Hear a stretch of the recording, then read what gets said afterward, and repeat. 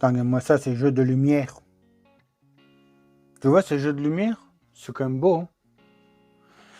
Ah bah attends, on améliore, hein, on améliore. Ah bah j'étais sur YouTube, là, ici c'est la magie, c'est les belles lumières, c'est tout ça. Bon, on va se remettre un petit peu sur notre moteur de mob, hein. Je sais que quand on refait le lendemain ce qu'on a fait la veille, tout ça, etc., en général ça n'intéresse pas beaucoup. Bon là par contre j'ai vu que vous étiez quand même sur le machin, ah, putain vivement la suite, bon bah on fait la suite. Je vais te balancer jingle, et on se retrouve juste après. Alors vas-y, jingle!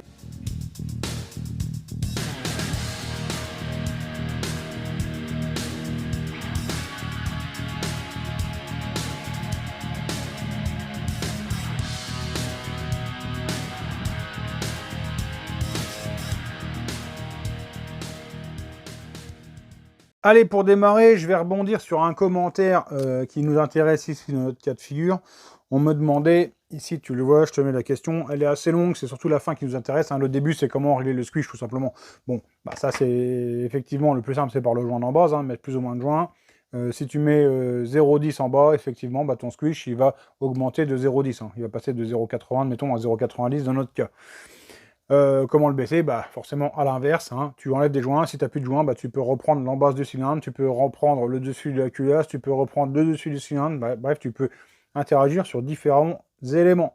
Seule chose à savoir, c'est que ça ne va pas réagir partout pareil. Comme tu l'as dit dans ton message, effectivement, si tu enlèves du joint d'embase, non seulement tu joues sur le squish, mais tu vas jouer sur le temps de l'ouverture des lumières, hein, donc les diagrammes vont être modifiés, mais aussi le rapport volumétrique va changer, hein. Forcément, tu vas plus recomprimer ton haut moteur, vu que tu enlèves du joint, ton piston va monter plus haut, donc tu vas recomprimer ton moteur, hein. Alors après, la fin de ta question, c'est par où commencer? Alors, à chaque fois, ça va être justement de réfléchir qu'est-ce qui est le moins problématique. Moi, dans mon cas, en général, c'est personnel, je cale mon transfert auxiliaire. Pourquoi je cale celui-là? Parce que c'est le plus difficile à reprendre, que ça soit en tournage, en renvoi d'angle, ou etc. Bref, dans l'usinage ou dans la préparation du haut moteur, c'est le plus compliqué à reprendre, parce que tu le sais, hein, on en a parlé dans le vlog, dans un vlog, sur une notion de préparation de vendredi il y a 15 jours. Le transfert secondaire, hein, l'auxiliaire, il est comme ça. Donc, tu vois, il est assez à plat, hein. En gros, je t'avais dit, hein, dans le vlog, il y a en gros 5 degrés. Et donc, si tu veux remonter ça, ça veut dire qu'il faut arriver à reprendre toute la cloison du transfert derrière, tu vois. Et après, il faut arriver à aller rechoper ici pour rattraper le conduit de transfert. Donc, c'est le plus compliqué à faire à la main et le plus long. Transfert avant 130, transfert secondaire 128, transfert arrière 125. Ça pourrait être d'autres paramètres, bref, on s'en fout. Donc, ça veut dire que si je veux 128 sur l'arrière, je vais le nettoyer, donc je vais remettre 1 ou 2 degrés tout de suite. Et bien, je vais aller le mettre à 125. Je veux qu'à 125, comme ça, quand je le nettoie, il arrive à 128. Et après, sur les avants, ce qui est bien, c'est que les avants, eux, on l'a vu, hein, ils crachent quand même plus comme ça. Bon, là, j'ai abusé sur l'angle, mais c'est pas grave. Et c'est vrai qu'ici, avec ta fraise, c'est beaucoup plus facile d'aller remettre un peu d'angle et de rechoper tout de suite du diagramme, tu comprends? Et après, pour aller raccorder, bah, c'est quand même beaucoup plus simple. Donc, voilà comment moi, je procède. Alors, en général, donc, je cale soit avec des joints, soit je cale avec des joints, mais en fait, soit je reprends mon embase, soit je fais une cale pour arriver sur ce que je veux sur mon port B, le transfert secondaire. Et là, après, donc, je fais mon avant après qui va avec, l'arrière qui va avec, et ensuite vient le moment où je vais regarder ce que je veux en squish et en rapport volumétrique. Alors là, le squish, alors après, soit je reprends le haut du cylindre, soit je reprends la culasse, hein, pour avoir le bon squish, et après, bah, je recreuse dans ma culasse. Et si jamais, par contre, ça comprime pas assez, bon bah là, t'as pas le choix, c'est soit ressouler dans la culasse, soit alors partir d'une culasse brute. Voilà en gros comment moi je fais pour caler un haut moteur.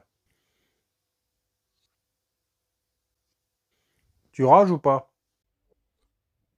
Tout ça pour te dire que je me suis acheté une pile toute neuve. Voilà, donc tout ça pour te dire que je vais essayer de faire un truc dans le genre là. Ça, j'avais acheté ça chez un mec, hein, chez DN Performance, si t'en veux, c'est chez lui. Par contre, ça vaut 80 balles, donc je vais essayer d'en sortir un dans le même genre. Peut-être, enfin, ouais, moins cher, ça c'est quasi sûr. Et je vais essayer d'améliorer le système. Le problème de celui-là, il est très bien. Son seul souci, si tu veux, c'est que ici tu mets une douille, donc la douille elle a parfois un peu de jeu là.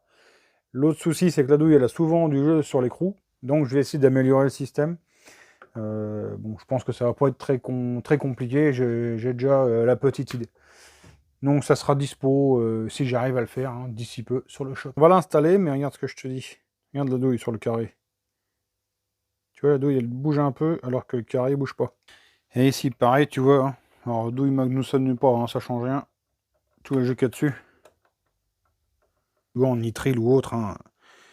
Tu mets ça dessus, et ça va nous combler le jeu, vu que c'est un peu élastique.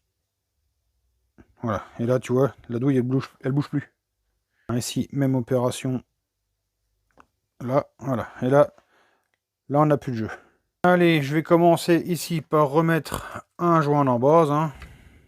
Ça va être mon joint définitif, c'est le plus fin qu'on ait. Donc je laisserai celui-là. Ici, donc j'ai monté mon rapporteur digital, si je puis dire. Et on va remonter le haut moteur. Je vais me caler sur mon port B, l'arrière. Ok, j'y suis. Alors tu peux le faire à la cale, à l'œil, tu fais comme tu veux. Moi j'ai pour habitude de le faire comme ça, à l'œil. Ok, donc là c'est parti, j'observe la rotation. Voilà. Alors tu vois, on a mis un petit joint en base, hein, c'est le joint d'origine, c'est des 0,20 je crois, ou 0,25 en papier. Tout de suite le diagramme latéral monte énormément. Hein. L'échappement n'aura pas monté autant, c'est normal. C'est du fait de l'angle d'attaque de la bielle par rapport à l'angle de Villebrequin. Tu comprends pas. Bon, alors je vais te montrer. Je te dessine un Villebrequin, hein, c'est cette patate, ça c'est un Villebrequin. Ici, je te mets l'échappement ici, elle transfère, bon, je vais te mettre comme ça, elle transfère, je vais te le mettre comme ça. Hein. Voilà. Donc forcément, quand ton piston il est là-haut, bah, ton maneton il est ici. Hein, pour que ton piston il vienne fermer l'échappement. Ton maneton il est ici, presque en haut. J'ai un peu abusé, bon bref, c'est pas grave. Par contre, si tu veux fermer le transfert, eh ben, ton piston il est là, donc tu es beaucoup plus bas. Donc forcément, si tu bouges un tout petit peu le joint, pour aller fermer ton transfert ici, bah, ton Villebrequin ici, la bielle, elle va bouger beaucoup plus en valeur angulaire que quand elle est ici. Tu comprends? Parce qu'ici, comme elle est déjà presque en haut, bah forcément, presque, tu vois tout ce rayon-là, en fait, presque, surtout quand tu es au point Moreau, admettons, regarde au point Moreau, tu vois ta bielle, elle bouge énormément, alors que tu es sur le côté, pour quelques degrés, bah, ça bouge énormément. Ah bah c'est très intéressant ça. Donc la valeur angulaire change. Donc, tu changes tes diagrammes énormément avec un petit joint en base. Le diagramme latéral, pas l'échappement. Tu comprends ou pas? Bon, j'ai du mal à t'expliquer. Bref, c'est comme ça. Voilà, donc tu le vois, je viens de relancer une impression de faux roulement. Hein. Visiblement, le vlog d'hier vous a mis la puce à l'oreille sur le fait qu'il y ait ça en stock. Et bah, forcément, je ne peux pas stocker toutes les couleurs de tous les modèles. Donc, ils sont faits à la demande. Là, donc, tu vois, ça, c'est du faux roulement MBK jaune. Et ici, tu vois une machine qui est en train de faire l'outil de symétrie pour les cylindres. Diamètre 50 orange. Voilà, il y a pas mal de mobbers qui arrivent sur la chaîne, hein, je m'en suis rendu compte. Donc, je me rends compte aussi que j'aurai pas le temps de tailler dans mon cylindre aujourd'hui, c'est pas grave. On va faire, je vais répondre à une paire de questions qui ont été posées hier dans les commentaires de la vidéo donc sur la mobilette. Hein. Donc, vu qu'on est toujours dans le thème, je réponds. Donc, j'ai du monde qui me demande le piston, s'il arrive plus bas que les lumières, ça fait quoi? C'est pas très grave. Enfin, c'est pas très grave. Vaut mieux ça qu'un piston qui ne descend pas en bas de la lumière, justement. Si jamais ton piston, il bouche un peu ta lumière, bah forcément, t'imagines bien, hein, quand les gaz ils arrivent, tac, ils tapent dans le rebord du piston, ils tournent, ils roulent, ils se cassent la tronche sur le piston, c'est pas bon. Hein. Non, je déconne, mais t'imagines bien que ça fait une sacrée turbulence. C'est mieux, normalement, d'arriver vraiment à fleur, point. S'il est plus bas, c'est pas très grave. Hein, en arrivant, le gaz se détend un peu. C'est pas très gênant. Quand je dis le gaz se détend, c'est pas genre il va à la plage avec les doigts de pied comme ça. Hein, il se détend. Alors j'ai épinglé un commentaire de David Loisel, hein, tout en haut. Donc sur la vidéo d'hier, tu retournes et tu verras dans les commentaires tout en haut. Le premier commentaire, ça va être le commentaire de David. Qui t'envoie vers sa page Facebook. Je te l'ai envoyé pourquoi? Tout simplement parce qu'il a moulé des transferts au Vignamold. Tu verras, c'est une pâte de moulage. Hein, Vignamold, hein, je te l'écris ici. Si t'en veux, ça vaut... Enfin, je sais plus ce que ça vaut, mais bon. Si t'en veux pour mouler des transferts, voilà, ça existe. Alors, j'ai une question sur l'angle de Squitch, hein, où j'en parle jamais. Alors, j'en parle jamais parce que franchement, c'est de la pisse de chat. Presque. Hein. Ce qui est important, et encore, c'est que quand... Déjà, c'est important quand tu as un squelch qui est serré. Hein. Si tu as un squelch de 1 mm, même s'il est comme ça, hein, ça c'est ton piston, tu comprends. Ça c'est ta culasse. Donc, si tu as 1 mm, hein, qu'il soit comme ça ou comme ça va pas changer grand-chose. Par contre, effectivement, s'il est très tassé, c'est bien que ça ouvre un petit peu par rapport au piston. Mais après, l'angle, en fait, du piston, du machin, ça joue pas énormément. Pour avoir fait énormément de tests au banc, hein, de squish, de squish, d'épaisseur de squish, etc. Ce qui est vraiment important, c'est le taux de compression ou le rapport volumétrique. Hein. C'est vraiment ça qui est déterminant en fait dans un moteur de temps. Il n'y a pas que ça, mais c'est surtout ça. Commentaire sur le Doppler qui va serrer dans 200 bornes. Non, ça n'arrive normalement jamais. Un défaut de moteur, ça va être un arrachement, enfin, même pas, une icasile qui s'écaille et qui s'en va sans raison. Voilà, ça c'est le seul défaut qui peut arriver dû au moteur. Tout le reste, normalement, c'est une erreur de montage. Un piston qui fond, c'est un allumage qui est pas bon, ou une carburation trop pauvre, ou trop de compression. Un moteur qui serre, c'est un jeu de cylindre piston pas respecté, une mauvaise lubrification, ou encore une fois, trop pauvre, trop d'avance, etc. Hein. Mais le moteur en lui-même, il n'a aucune raison de serrer, s'il est monté correctement. Et enfin, une question sur la culasse, on m'a dit de combien on peut recompresser sans modifier la gorge de joint. Bah tu peux pas.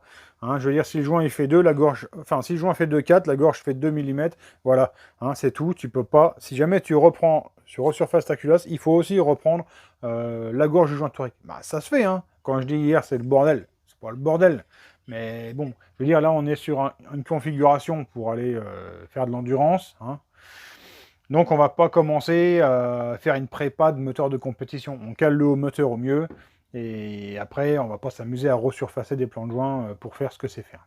J'ai quand même réussi à faire presque un vlog complet où on n'a pas fait de mécanique. Pour ceux qui sont arrivés jusque là, bah bravo, hein, franchement, je crois que je vais vous donner une médaille. Abonne-toi, mets la cloche, hein, ça c'est le classique.